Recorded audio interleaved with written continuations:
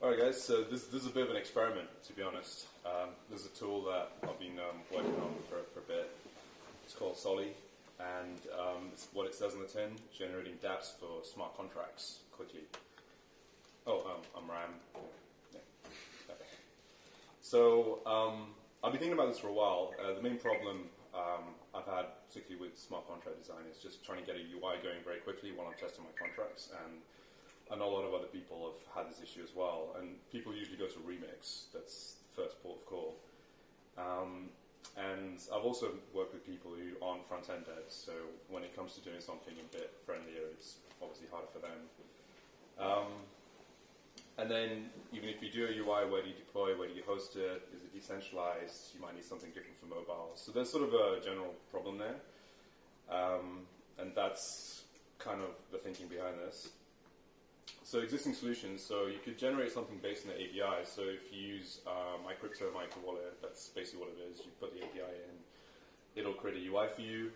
The main problems with that is, I mean, if your method names aren't user-friendly, you can't give that to an end user, really. No semantic awareness, so the UI it's just dumb. It doesn't understand the high-level concept of your app. The other way is to build a front-end interface. That's the ideal solution, but it costs time and money. The interface will be out of sync unless you keep it up to date with the code, because usually the contract code is separate to the interface code. But if you want to do something quickly, that's not really an option. That's what I find. And so that's kind of where the tool comes in. So you declare your UI as JSON, you check it into Git alongside your contracts, you deploy it to IPFS, and it's got context awareness. So what I mean by that is it's higher level than your API, although you could do it at your API level. And finally, it's easy to share and embed it into a web page. So now I'm just going to, demo time, all right, okay. I kind of forgot what the flow is. All right, whoa. Apologies. Come on.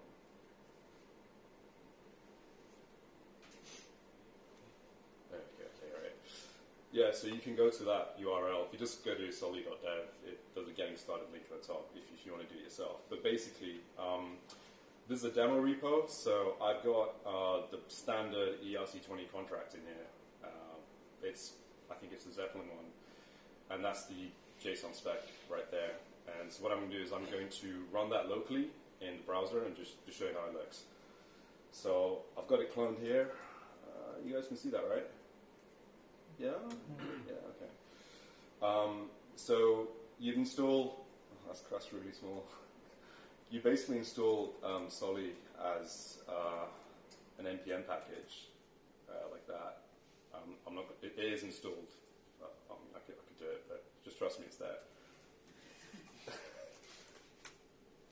Right, it is there. There we go, right. So it's pretty simple. If you want to, so I'll just cap the UI just quickly, just to show you it is actually there. It's just JSON.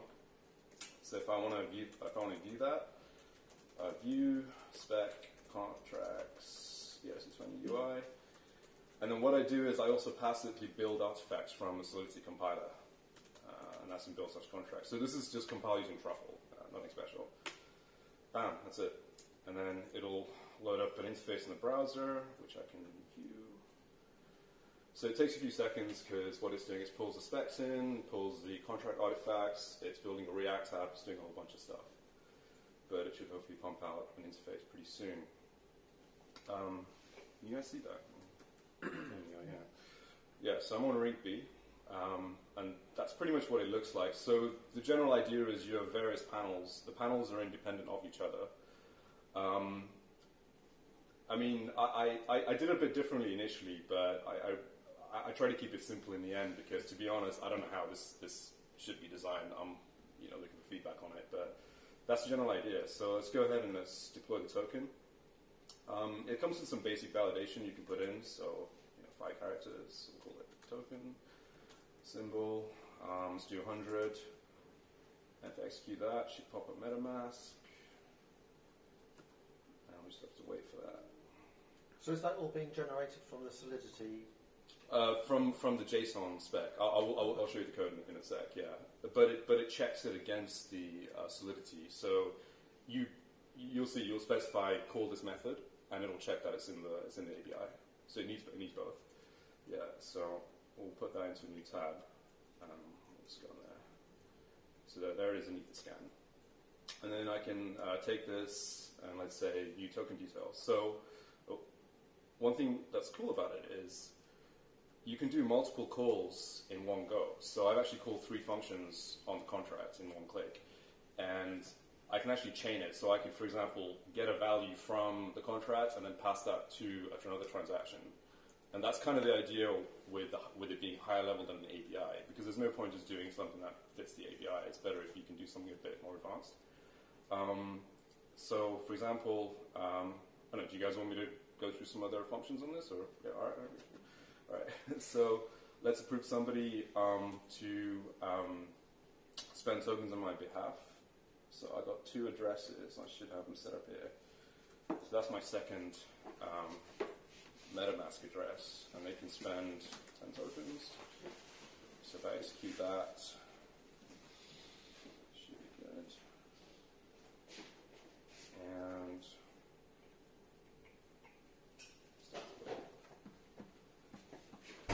good thing that Rinky is quite predictable. So I just realized today I should add something where it shows you the transaction hash. So I put a ticket for that. Yeah.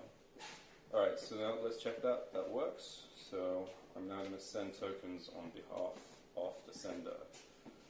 So the sender is the first MetaMask address, and the recipient will just have it as the second guy. And just send 5, I guess. I need to switch this. But this is really tiny on my screen. Alright, let's try that. Okay.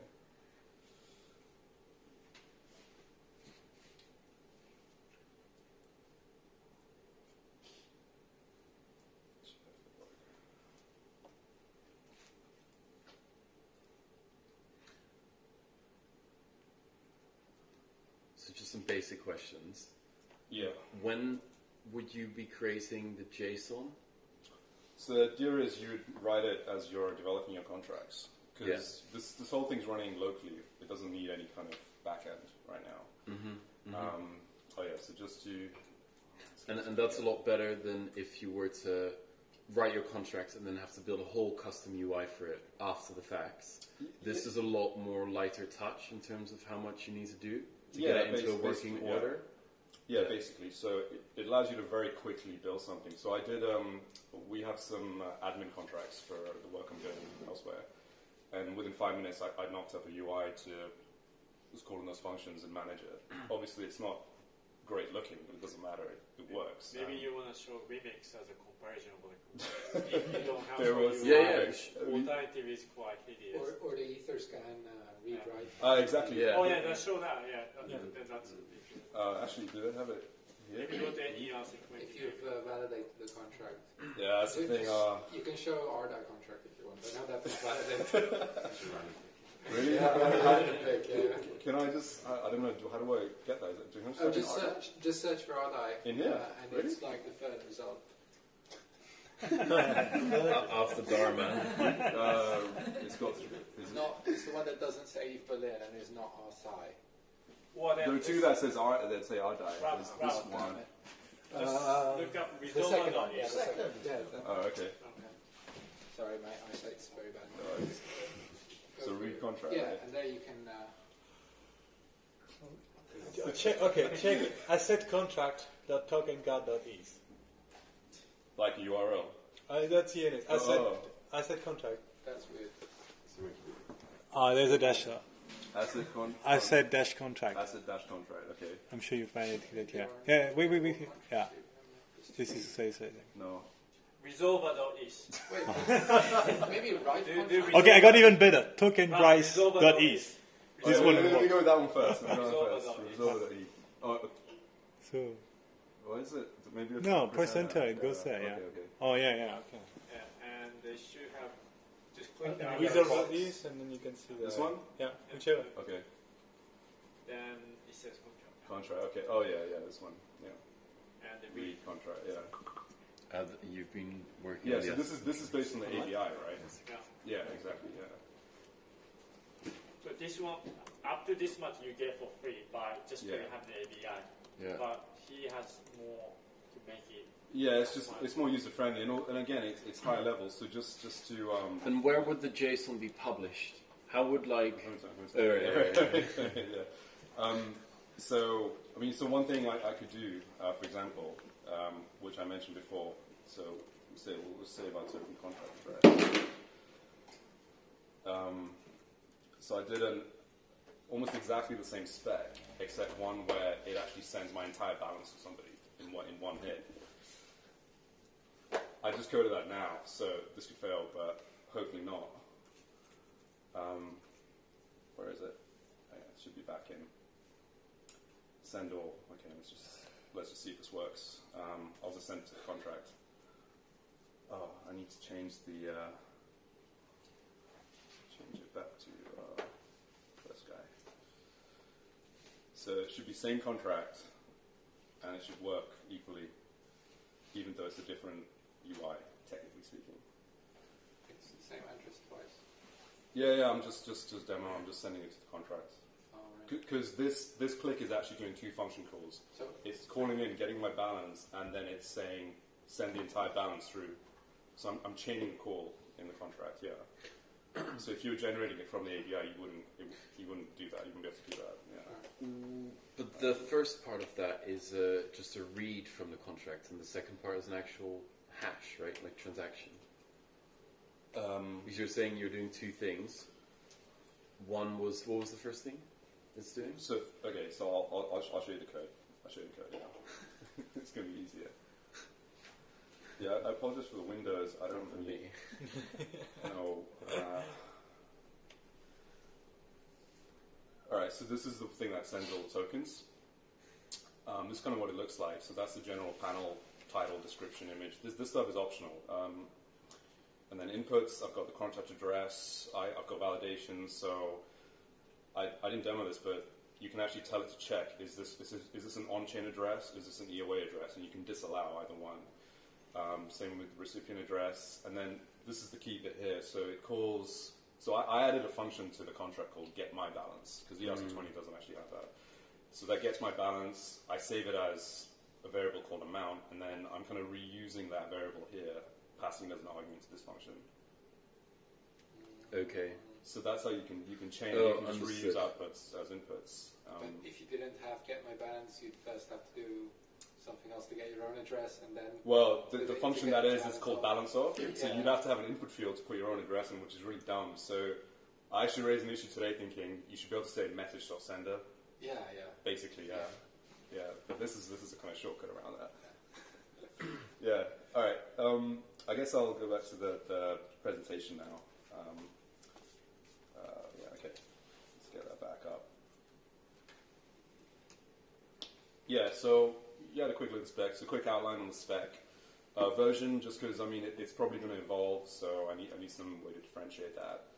A lot of this is optional. The key thing is the panels. So that's actually what specifies the things that you see. So if you look at a panel, again, optional information, then you've got inputs, execs, and outputs. Outputs is optional. So outputs is if you're calling a function that returns a result and you want to reuse it or just display it to people, but you don't have to do that, actually. Execs is mandatory. So at the very minimum, you need it to do something. Yeah. So inputs, I mean, it's pretty self-explanatory. Validations, so you can check the length of strings, number ranges, type of address, with including on-chain checking.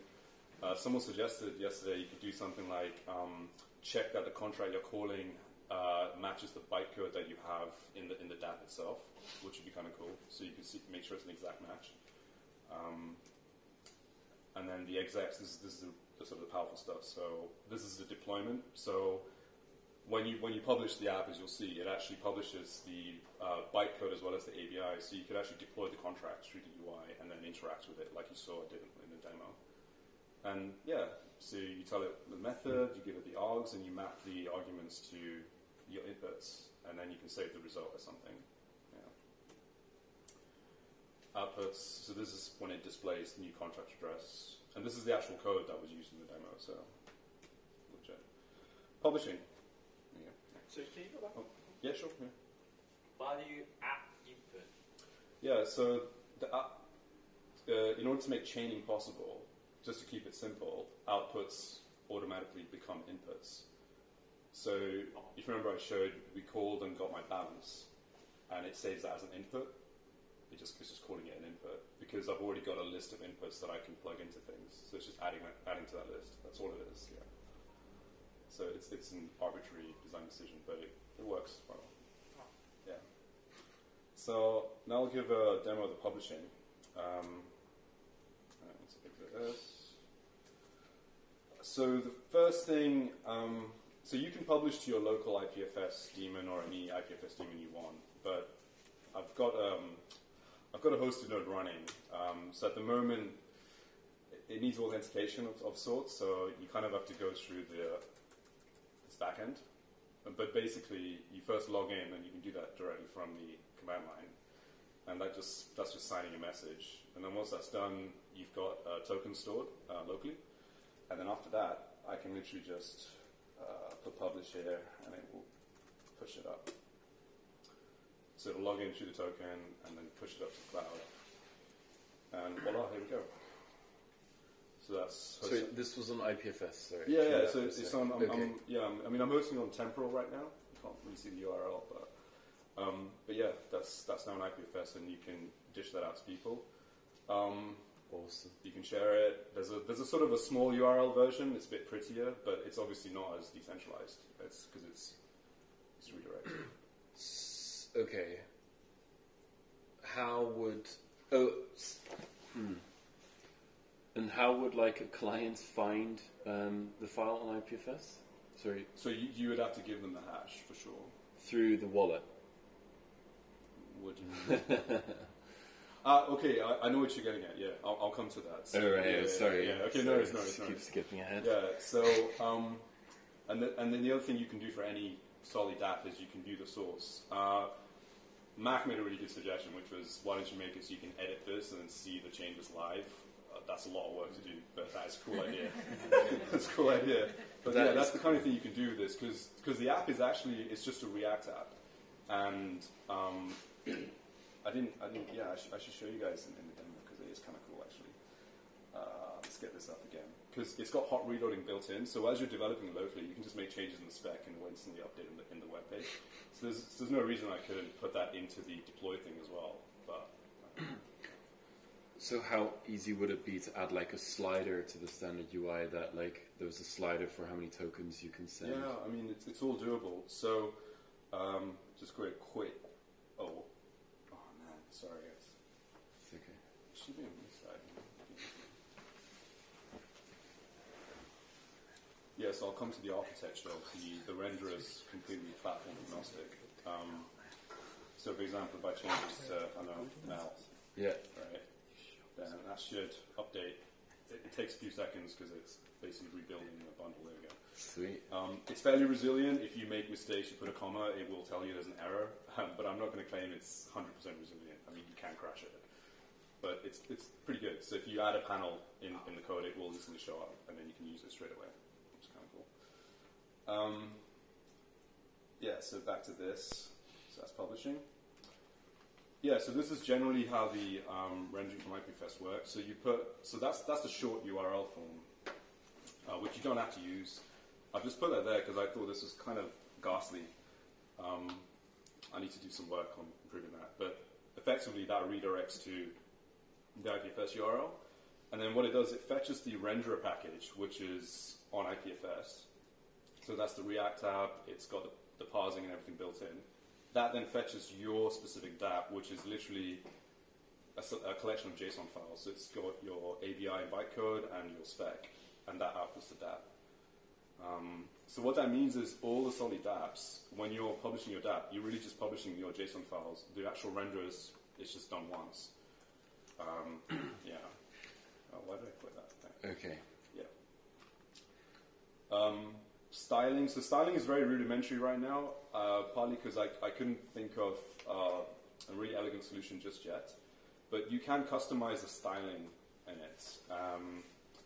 So the way you would do that is, so for this one, for example, is that still running?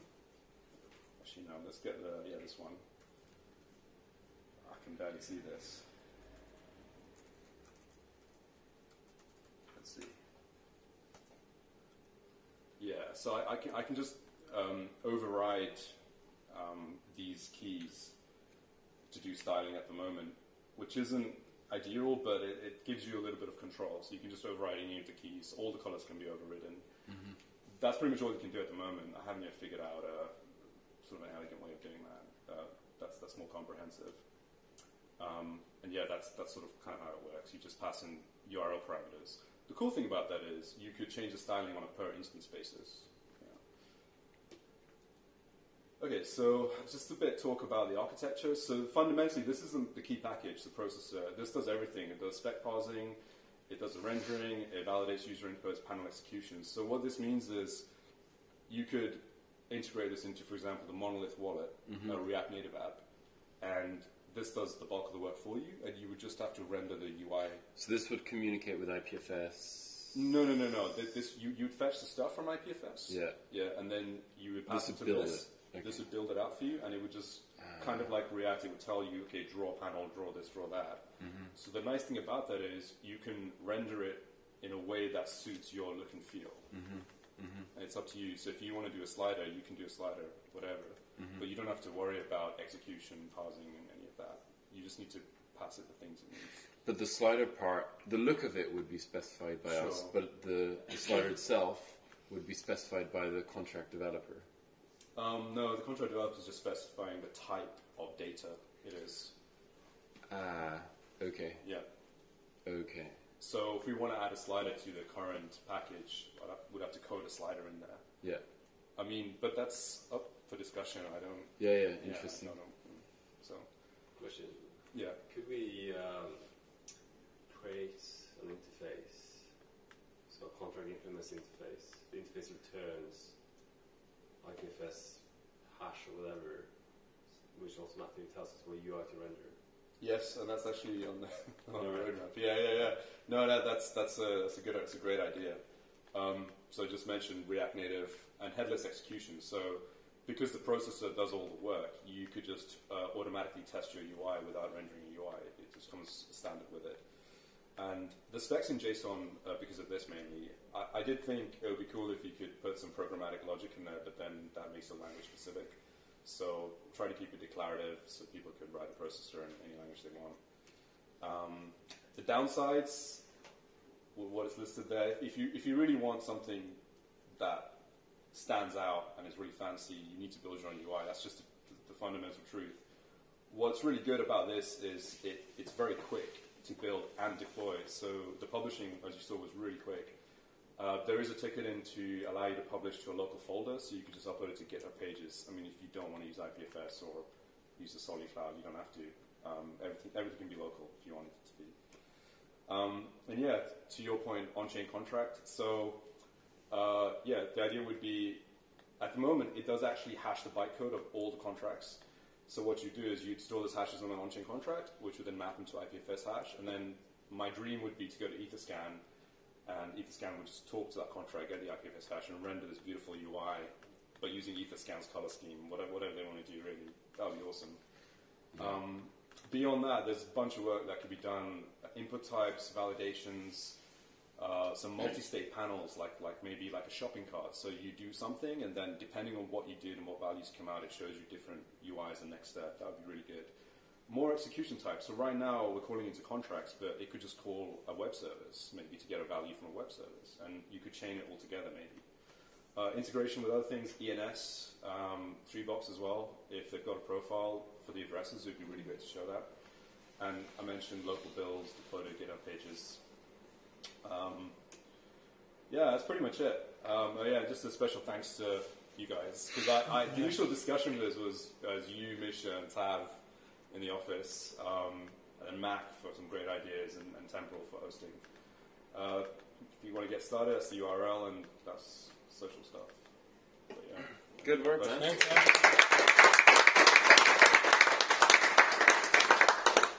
questions? So, okay. I'm trying to process. So, let's say, let's say tomorrow some competitor to Compound comes out. How could a wallet like ours be able to have like a working UI for that contract, assuming they don't like have a whole web thing yet? So you would build the JSON spec. Yeah. You would integrate the processor package specifically, and then you would need to build a component that renders out the input fields according to what the processor tells you to do. Yeah. Would it be, however, ideal for the developer of the contract to do this, right? To create the JSONs. I mean, I think you have to be able to compile. Right? What do you mean compile? So, for example, if I want to do something around the Moloch, and I need to basically that truffle compile to have all the things. Yeah, you need the contract artifacts. There's no way around that because you need the API at the very minimum. Unless you fetch it from EtherScan. Yeah, if you can get the API from somewhere, that's great. So, can you do the flatten? For example, like if, like quite often annoying thing is like it's imported everywhere, right? But like if it's in the EtherScan, people flatten before uploading, even though it's like in Zeppelin, like contract all that kind of stuff. Okay. So if I copy and paste what's even already on flatten the EtherScan, and I just dump it in one file. So the artifacts that you're passing it, it's actually flattened in one folder because that's what Truffle outputs when it's compiling. Yeah, if you did that, it just needs a list of files, JSON files. That's all it needs. Whether you could do it in one file, that's an interesting question. Usually, like you build a contract has a contract name.json, right? Yes. Yeah, but oh, I see. You in one file. Yeah. I mean, you could add support for that, no problem. Yeah. Okay. Yeah. So it's not but it's relatively easy. Yeah, I mean, it's easy to add that. Yeah, yeah. Because it might be like if I want to do something like Moloch, it's a bit pain that I have to clone their thing and then compile. It'd be good if you could show me afterwards, like then I'd know what to implement for that. Yeah. To answer your question, sorry, what was the new contract appears on Ethereum? Yeah. So whether the contract developer, I think so. So I was speaking to Yanis a lot when I was developing this. Yeah. And because he wanted something like this, so that he could quickly share a UI with somebody. Yeah. So yeah, I think so. But then that's the thing. I don't know. Was this your final UI you're going to give to a user? I would argue probably not. It's more of a quick interim thing. So in that sense, maybe a contract developer is enough. But how I imagine, how I imagine this could be used is that we're going towards a world where loads of dApps will be published, right? Like thousands, if not tens of thousands, and a wallet can only build custom UIs for so many of them, for like the 100 most popular at most, in a way. If, however, all these others could be supported on a more basic level, a more standardized basic level, rather than like each dApp, having their own proprietary web page with different types of buttons and whatever. That would be, I think that's quite interesting. And then what you would do is, if the dApp becomes really popular, then you would create a custom UI. Yeah, I mean, and that what you just said that was a discussion we had months ago about this. So it inspired that a bit. That's also why I wanted to keep it, try and make it higher level than an API. There's some stuff that could be added, like conditional panels. Someone said they wanted to do it where you take the user's input value, maybe you do some calculation on it. That's the kind of stuff that would enable us to then build something that's meaningful for more and more contracts. Yeah, better than an API and more powerful. Yeah. Good. One big use case for something like this is, like for example, ENS subdomain registrar. Currently, there's one thing called now.ens.domains, where if you anyone can get subdomain of someone's, and people started forking it. Like for example, Eric Connor, who does the podcast, into the Ether. So he created a meme called like is money. So what he did is that he got a domain called ismoney.is, and he forked the now ENS to let people to register whatever .ismoney.is. And there's a couple of people who did that, but currently they are forking out all the UI. But this is something like they don't develop their own contract, but like just fetch API, and just all they do is there's things like get is money, and then probably you can set that. I think that something like that, people could actually just use it for their own use. It's for the memes. Yeah, that was. But no, at the end, that was a bit about what I was about to say. Is if you think about, so 2 years ago, you could make a smart contract and kind of like drop it in the wild and kind of expect people to actually use it and potentially really like start seriously using it. And now I feel like you drop something in the wild, first thing would be like, is this thing outdated? You know, and you lose 95% of the people almost instantly if it's not. So I think this is more for like fast prototyping, all those small things where like admin interface, not admin interface, but you know, like those internal things, more than something that would be the base flow to implement like in a wallet. Because it's just, as you were saying, it will never be this slick, super polished UX. And this is not what this is about. This is about speed, efficiency. Yeah, exactly. I was thinking about, I don't know much about, but like stuff like React Native and stuff like that. You'd be able to extend into that sort of world. And could I make like a mobile app in 2 clicks, giving me access to my contract? Yeah, absolutely. So, as I was telling Misha, so the render, I've tried to make it as platform agnostic as possible. You would have to build the components at the moment. There is no React Native UI element to it. Right. But the processor, which does all the UI processing, if you will, is you could absolutely just use it as it is. Yeah. I was thinking about the rarely used functions also on some contracts. So, you know, like anything, for instance, voting, anything you're not doing like daily, but you would be more doing like monthly. Yeah, well, you don't mind if it's not if it's a polished. Yeah. Well, in our case, let's say our wallet itself were to go offline. All of our users still have their funds in their contract wallet.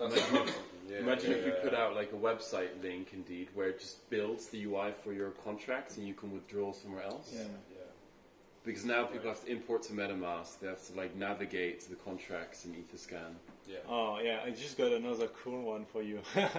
So you know the Maker MCD migration. I was thinking about this. If Avi Flash loans were there for that migration, someone could have built something to make it so much easier, and then your piece would have been the last piece. Essentially, where you would have a graphical interface where people would have clicked the button and migrated from MCD from their old site to DAI. Yeah. And essentially what would have happened in the background is they would have contracted a flash loan on Avi, repay the collateral on the old chain, open on the new one, and you see like all this complexity is just like. I mean, I want to get to that and try to see because I'm guessing I'm probably missing some features to enable. I'm projecting. No, that's cool. That is where it could go. Because it's really this thing of like you were saying, I think this idea of it will reach a situation where we might need contracts you use only once, and like this almost like scripting, really. Yeah, in a way you could be like some sort of DeFi Robin Hood, where like if something goes wrong, a bit like the migration stuff, right? The Maker version 1 to 2. You know, imagine that in the future, 10,000, tens of thousands of users need to switch from one contract to another, and the contract is just being developed to build that, but now it needs a UI so people can use it. It could be sort of panic relief, you know what I mean? I don't know. And that's spot on, because if you think about even let's put it like this. Imagine we have a change push to compound we don't like. Sorry guys, I think. Oh yeah. Sorry. Sorry. All right, well done.